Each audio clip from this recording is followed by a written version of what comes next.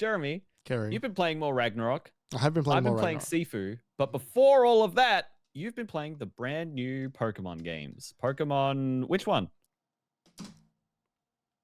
Let me double check. So it's Pokemon Scarlet and Violet. It's Scarlet Spanish? is the one I have. Scarlet. Yes. Which means you've got the non-jet engine legendary Pokemon. You've got the one that is more analog and it's like a bike. Yeah, like a dinosaur. Yeah. And not like a dragon booster. Yeah. Yeah, so here's what happened. The reason I didn't know which one I owned is because about a month or so ago, maybe a couple months ago,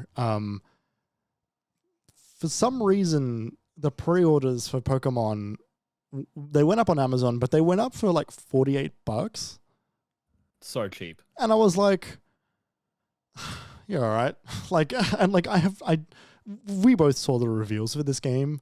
We've both spoken about this. We were both like, I can't believe they're releasing another Pokemon this year. Like, this seems really soon. And let me tell you, it is. But it was like, look, it was cheap. It was cheap enough. I'm like, yeah, look, I'll just do that. I'll just buy that. You're interested enough. Yeah, so like it is like I was thinking about it today. This is the first mainline Pokemon game I've bought since Sun and Moon, which I sold. Right. You hardly played, right? Pardon? You hardly played them, right? Yeah, I didn't play Sun and Moon very much. I played like most of X. But I haven't beaten a mainline Pokemon game since Heart Gold, Soul Silver, and even then, that's a remake. The last new Pokemon game that I finished was Platinum. Not even Let's Go? That's it. It's more of a spin-off for me, right? Like, okay. Let's Go's a spin-off, Arceus is a spin-off, and Heart Gold, Soul Silver is a remake. Like, I played Alpha Sapphire, I played, the Pearl remake, but they're in this middle ground of like I'm not like I didn't buy Sword and Shield. I didn't get Ultra Sun, Ultra Moon. I didn't play Black and White 2. I played a little bit of Black 1, but not much. I've been off Pokemon properly for a while. And this game is hard to talk about because there are two very conflicting things that are happening in this game. They are consistently bashing each other. And that is that the structure of this game is very good and very interesting, and I'm really quite enjoying a lot of it. And the other one is how fucking dreadful it is as a piece of technology. I cannot wait for Highlight Reel this week. Do you watch Highlight Reel on YouTube? Sometimes, yeah. I cannot wait for Highlight Reel this week to see all of the glitches. Like, you can't go 5 minutes of scrolling on Twitter, despite its garbage fire status. You can't go 5 minutes without seeing something completely outrageous from this game being broken. Congratulations to Chris Person only for the launch of Pokemon Scarlet and Violet, specifically because he's going to be eating very well for the next couple of weeks. Good eats. Yeah. This is like Cyberpunk almost. Yeah. It's like when... It's like when Marvel's Avengers came out and it was congratulations to Paul Tassi only for another live service game full of loot. Yeah. So I'll talk about the structure of the game first. So the structure of the game I think is really fascinating. You're a young kid in a new town, in a big island, and it's Spain themed, right? Spanish? I think so. I haven't been paying that close attention to it, but I think so. You are enrolled in a school, and what you do is you like bump into a professor, blah, blah, blah, and then you like meet someone else from the school and you sort of like introduce yourself a little bit. Then you pick a starter. I picked the grass cat one. Yeah, I think that's my favorite from what I've seen. I really love that fire dinosaur dog thing as well. That thing is so funny. I'm not a big fan of Donald Duck, but yeah, I feel really weird about them. And then I looked at their evolutions, and there are kind of none that I really like. The green cat is like the best, but Right. I look at them like, and I'm a bit like, ugh. So I've been playing it like handheld and on the TV, and my partner's been watching it, and my partner's got very little to no experience in Pokemon. Okay. And so I've been getting them to decide what my party is, and also every now and again I'm getting them to name the Pokemon. The names, yes. Yeah, and so they called the grass cat Melon, and earlier today I evolved it to the second generation when it becomes like a sassy teenager. And no, Melon, Sam, not Ellen. not degenerous. Melon, like Yes. the fruit. And when they saw what it turned into, they were not happy. They were like, "Oh, that's not cute at all." I'm like, "Yeah, they do that. They change a fair bit." Yeah. And then now every time a Pokemon evolves, they're like cautiously watching the screen. No. Anyway, so after you do that, you sort of wander into a cave and you hear this like there's like a loud roar, and you bump into like the legendary bike Pokemon sort of thing, and then you follow it around a little bit. Then You remember when Breath of the Wild added a bike yes, and how weird it was? yeah.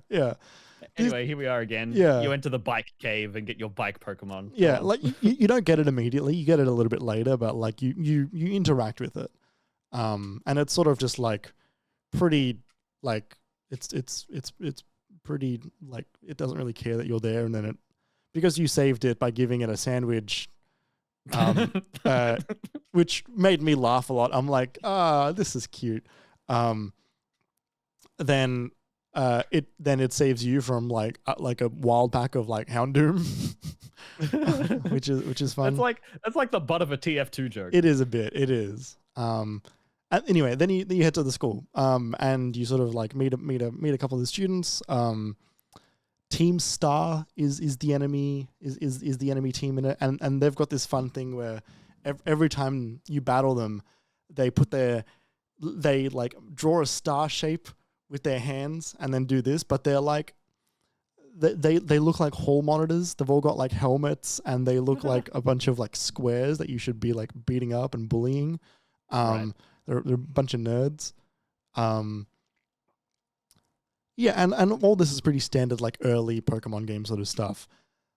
And then the game shows you its hand, right? Like it shows you what the game is, and you like there's like this little like student festival thing where like you're as part of your curriculum you are told to go out and explore the world, which I think is funny, and also but like it's funny wildly irresponsible because it's very irresponsible, but also in this world of Pokemon, I think that fits.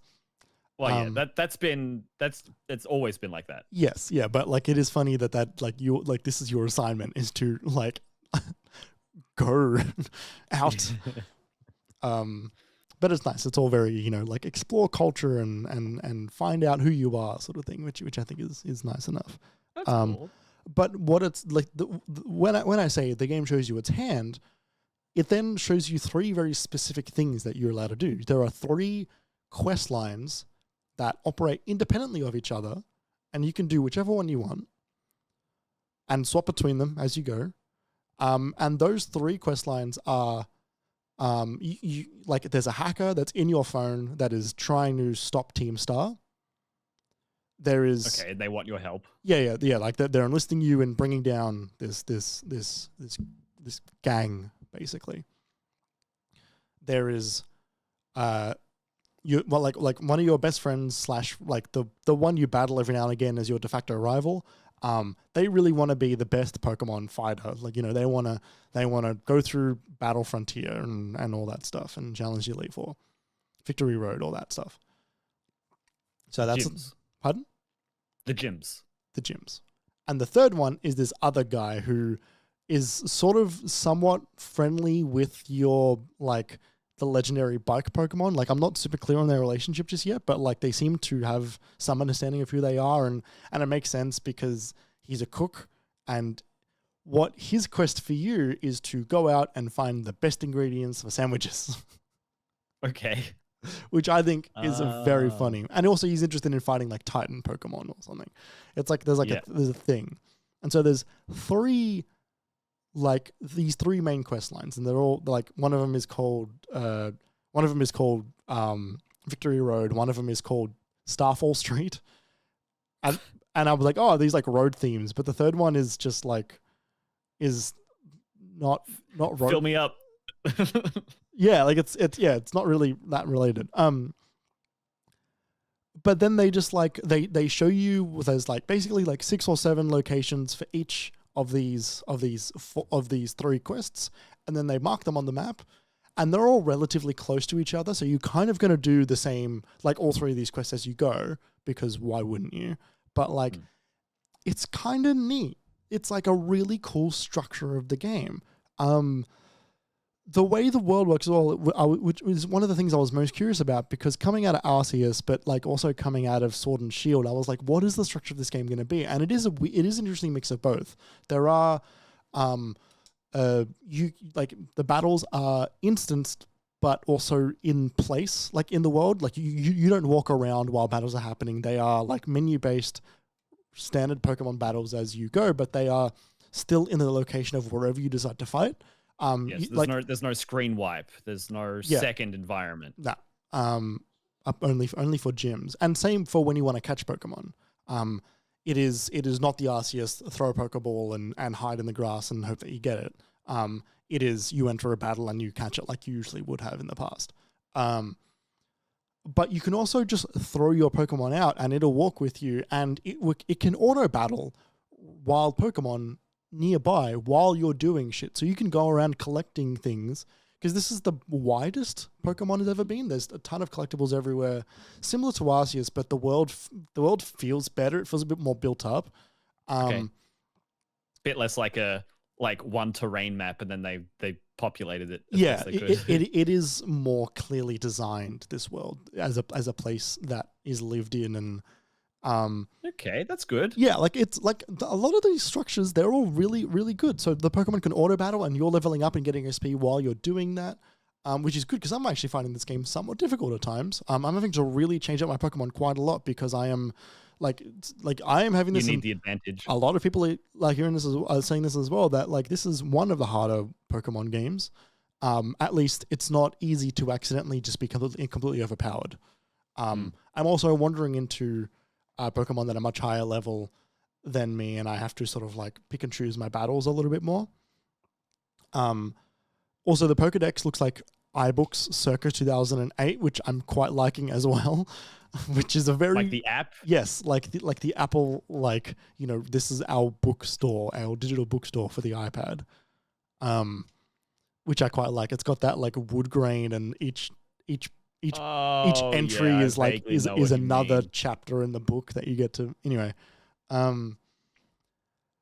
But yeah, I'm actually really enjoying the structure of this game. I think that the quest lines are distinct and direct enough that you always have something to do. I don't feel like I'm being overloaded with a billion things that I need to be doing. There's a lot of indication on the map of different events, and some of them are important and some of them are not. For example, like they let you know where there's a swarm of Pokemon, which is useful to know, because then I can choose an advantageous type Pokemon, go over to the swarm, let it auto battle, clear it out, get a bunch of XP. Great stuff. There's also these like, there's like this new battle effect, this like crystallization sort of thing. It's like the Mega Evolution. It's the Mega Evolution. It's the Dynamax. It's another one of those. I don't like any of them. I don't particularly like this one either. None of them have ever... It won't be in the next game. And it won't be in the next game. None of them have appealed to me, and this one is no different. Go figure. I think this game has learned some good lessons from Arceus, but I can definitely see that this game was in development adjacent to Arceus, right? Like, this was not a game that began development the moment Arceus finished development. This game was learning lessons at the same time. It was so fascinating seeing this game announced within months of Arceus's release. Yep. And you're like, oh, there's Pokemon roaming the world. They just did that. but this is the mainline one, but that one wasn't. Like, it feels like they were going down the same path and then they forked it. Yeah, it does a little bit. But like look, I feel like Arceus was the tech demo in a way. It was like, okay, like what could we really do? Like let's kind of swing for the fences here and try and do something different. Proof of concept. Yeah, and whereas this is like we're gonna borrow the stuff that we're liking from Arceus and then put it in this one. Because I think this game is structurally very good. I'm having a really fun time in it. And like because like the Pokemon battles really aren't that different, right? Like you go into battle and then you got 4 moves and you got your PP and EXP share is on, and it is regular ass Pokemon battles.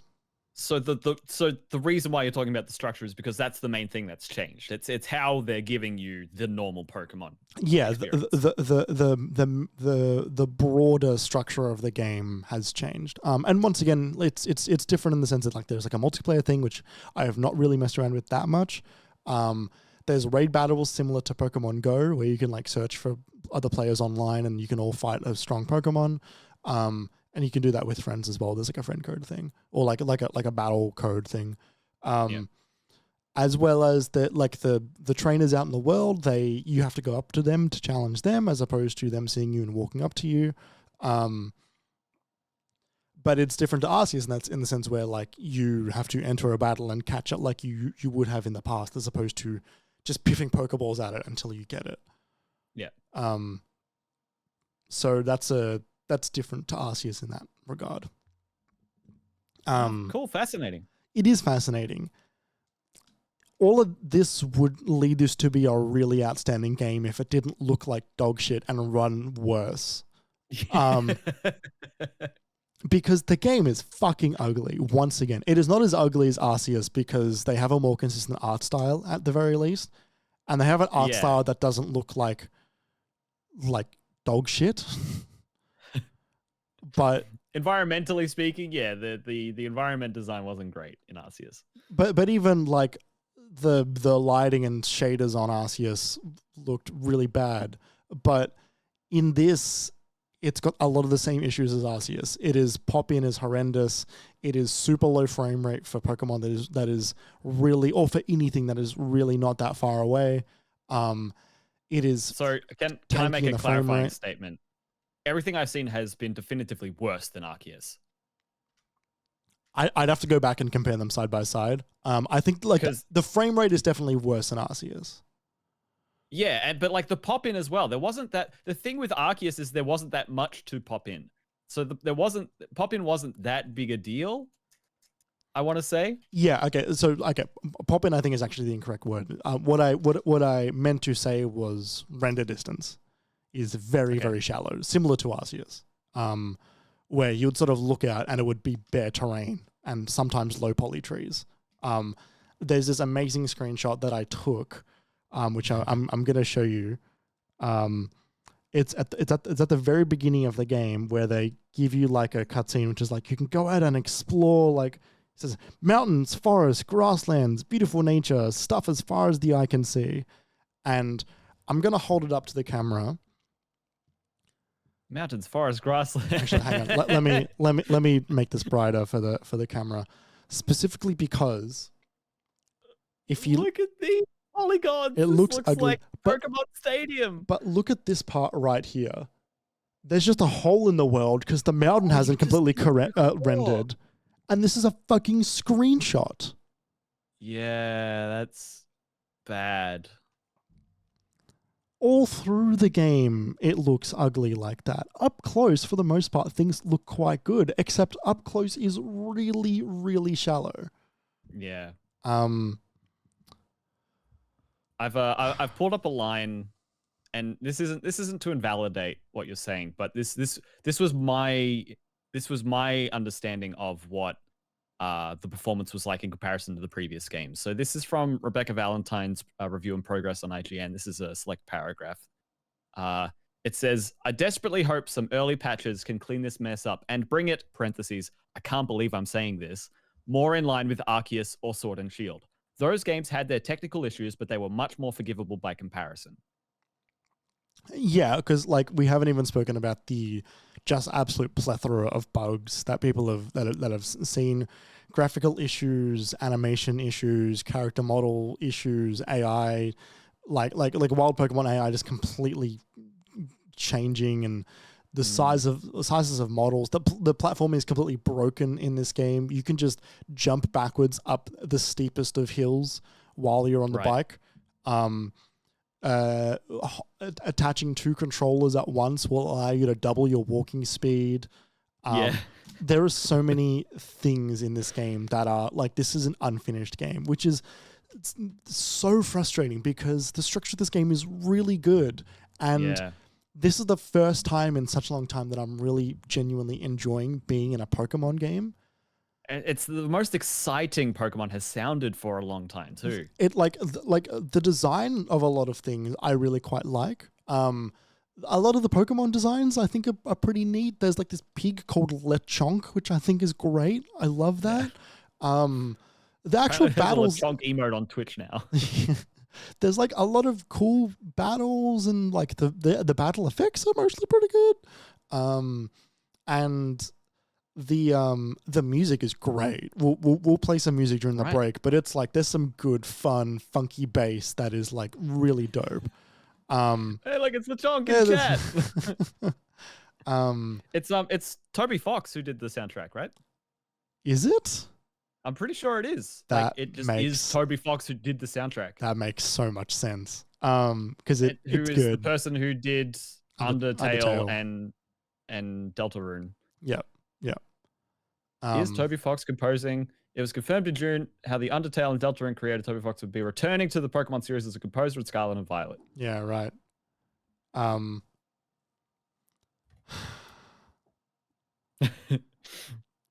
This is the Pokemon Company. Pokemon is a franchise. Game Freak. Nintendo. Pokemon is it is the biggest entertainment franchise in the world by a long shot. Yeah, eclipsing Marvel handily. We found out the other day. Yes. Yeah. Disney is larger as a company, but as a singular property, Pokemon is the biggest. It is bigger than Star Wars. It is bigger than Marvel. It is bigger than Hello Kitty. It is bigger than Mickey Mouse.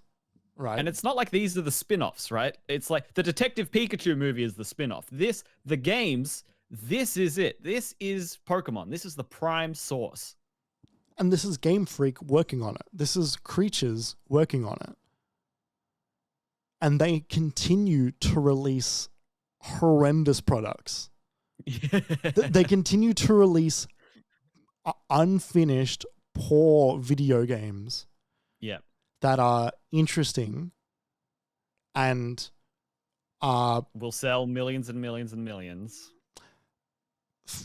I don't know about this one. This one doesn't have that spark of excitement that I think a lot of them usually launch with. Yeah, but Jeremy, like Diamond and Pearl last year was it like over a weekend cracked into the top 10 Switch sales. Yeah, but that has a wildly high level of nostalgia with it, right? That's true. And that game That's why we bought it. Was a classic Pokemon game. Yeah. This isn't like that. Wasn't 6 months after Arceus Pokemon game. That like this there's a level of fatigue that is sort of sitting with this one a little bit. This one for sure. This one is reminding. It was only 12 months ago that Diamond and Pearl came out. This one reminds me a bit more, honestly, of like Black and White 2. Right. In terms of its level of like appeal, or like maybe like Ultra Sun, Ultra Moon. While I think this is still a good game, I cannot recommend this to anybody. Like this is a game that I think should not be sold in the state that it is. It is so broken. It's been so fascinating to see that response, and like the amount of people who are saying, I can't put it down. I'm so excited to go home and start playing more tonight. I just want to play more and more. And they're giving it 7s and 8s if they have to score it. And it's like, if you're giving it a 7 and an 8 and you still want to keep playing it, even through all of these technical issues that have brought the score down, can you imagine what this game would have been like with even just 3 more months of polish, let alone 6 or 9, like the correct amount? All I keep thinking about is how amazing this game would be if it ran great and looked good, right? And this isn't a limitation on the Switch hardware. This is Game Freak not understanding how to make a game that functions correctly, right? This is this is a failure. This is a dramatic failure of Game Freak to release a game in the state that this is in. Because something I've seen is so maybe they're under too much pressure to meet like arbitrary like release deadlines. We have to have a Pokemon game for the holiday kind of a deal. Maybe that's why it's in the state that it's in. But that's a failure of management either way. Like that's Game Freak's decision to do that. They own 1/3 of the Pokemon company, right? Yeah. Like they are the owners of Pokemon. They can do what they want with it. They're the creators. Yes, yeah. Them and creatures are the creators of Pokemon, and those two companies own 2/3 of Pokemon. Yeah. Nintendo being the owner of the other third, I believe. So it's a company who is happy to, we're coming up to, it's going to be more than 6 years between Breath of the Wild games, but that's not a problem.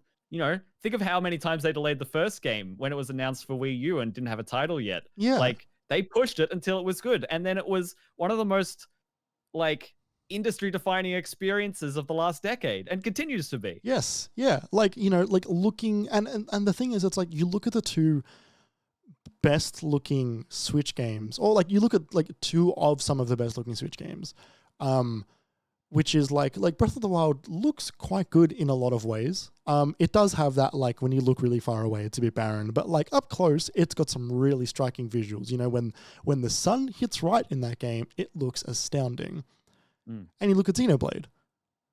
Yeah. That game, while that game gets muddy when things are very busy, for the most part, it's a wonder how good that game looks on the Switch.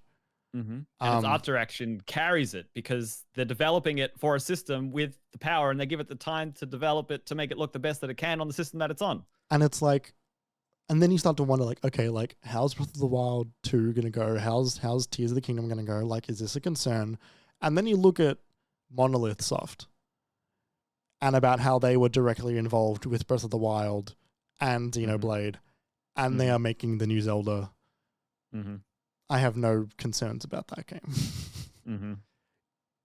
Fucking find out what Monolith is doing and get them to make a fucking Pokemon game. Because Game Freak sure as hell can't do it. Yeah.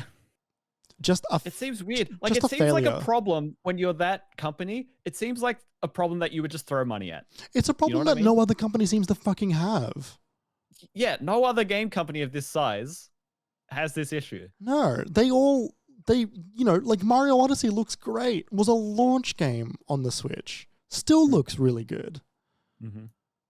Yeah, the only thing I can think of is like sports games. You know what I mean? Where they're being churned out and millions of people buy them no matter what, and so it kind of doesn't matter whether they've gone backwards or gone forwards in quality. Yeah, and like those games release on 8 platforms anyway, right? Like this is a sole platform game. Yeah, it's an exclusive, and they've done it over and over again. This is the third one that looks like shit. Yep. Sword and Shield looked bad, Arceus looked bad, and this looks bad. Sun and Moon didn't look great. That was on 3DS. Well, but look, honestly, like since Pokemon went 3D, they've started to have genuine issues. X and Y had frame rate issues. Yeah. Like any time you did a Mega Evolution X and Y, the frame rate fucking tanked. That's true. That's very true. And do you remember how much in Diamond and Pearl when it would occasionally give you a split screen view of both Pokemon at once, and it would literally halve the frame rate for like just a second? Yeah. Yeah. Oh man. Yeah, I don't know. It'll be interesting to see the sales data for this in the next coming months, and to get the proper data we need, it might be another 6 months for us to hear like the quarterly Nintendo investor call or whatever. I'm looking forward to hearing all that information. If it's big, they'll brag about it, but also like usually like Nintendo's sales information we actually get very quickly. We see like regular updates come out of Nintendo for like, obviously it'll be the biggest seller of the week. but it's about how much of the biggest seller of the week.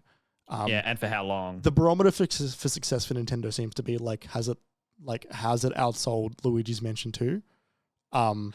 Like, because that game sold very, very well. Right. And You're the one on DS. not on the Switch, I believe. Oh, 3. Yeah. Sorry. Luigi's Mansion 3. I can see it doing that. Like, Definitely. also, like, the Switch hasn't had a big release in a while. So, like, everybody's primed to jump back into that console, right? Like, it's, you know, people have had the PlayStation releases. Xbox have releasing games fairly consistently, even if none of them are huge. But the last big Switch game was... Fire Emblem Warriors. Yeah, I guess. Earlier in the year. That was coming up to 6 months ago now. You know, like Kirby, I guess. Or Bayonetta 3, Yeah. actually. No, sorry. Bayonetta 3. Yeah, was, Bayonetta 3 a month ago. But yep. like first party, it was Kirby. And then Switch Sports, I guess, around there. And Splatoon. Yeah, Splatoon a couple of months ago. Yeah, but you're right. I would say overall it's been a slower year, but it's been quite slow on the Switch front for a couple of 2 to 3 years now. So yeah, we'll see.